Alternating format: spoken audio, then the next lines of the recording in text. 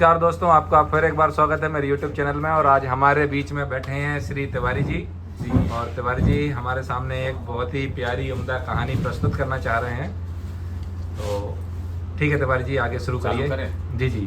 तो मेरे बिल्कुल हृदय के करीब मेरे मित्र आदित्य भाई को यूं ही हंसी मजाक में हम सोचे कि यार कुछ सुना दें।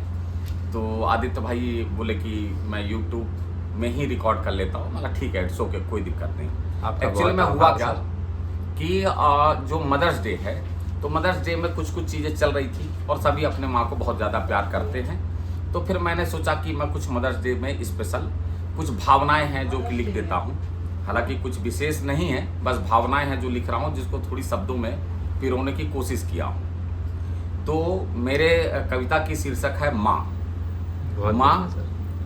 अब आप सुनिएगा कि बाहर नौकरी करने वाले और हम बड़े बच्चों की माँ बिल्कुल अलग होती है। छोटे बच्चों की माँ बिल्कुल अलग होती है। जो हम लोग जो छोटे होते हैं 2-4 साल 5 साल वाले, और जो अभी हम लोग हो जाते हैं 45-50 साल के, तो हमारी माँ का बिल्कुल प्यार मोहब्बत का तरीका बदल जाता है।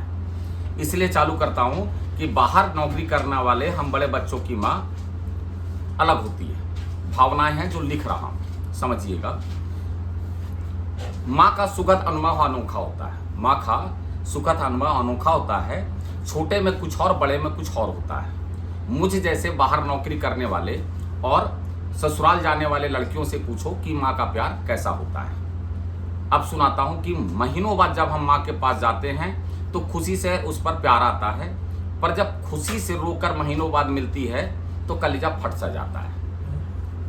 हम जानते हैं कि ये मंजर 4 दिन बाद फिर से आएगा। ये इस रोने का मंजर, हम जानते हैं कि ये रोने का मंजर 4 दिन बाद फिर से आएगा, पर ये रोना मिलन नहीं, जुदाई दे जाएगा, क्योंकि फिर से वापस जाना है। तो ये रोना नहीं, मिलन नहीं, जुदाई दे जाएगा। हमारे पसंद की सारी चीजें पहले ही आ जाती हैं। घर आने से पहले हमारे पसंद की सारी चीजें पहले ही आ जाती हैं, और सारा दिन खुशी से बिताने के बाद जाने क्यों माँ शाम को दुखी हो जाती है। क्या उसे मेरे जाने की चिंता सताती है? यकीनन हाँ, उसे मेरे जाने की चिंता सताती है। बचपन की वो सारी बातें बताती है। बचपन की वो सारी बातें बताती है जो मुझे याद भी नहीं, और मेरा बचपन देखकर फिर से मुझे गोद में सुलाती है।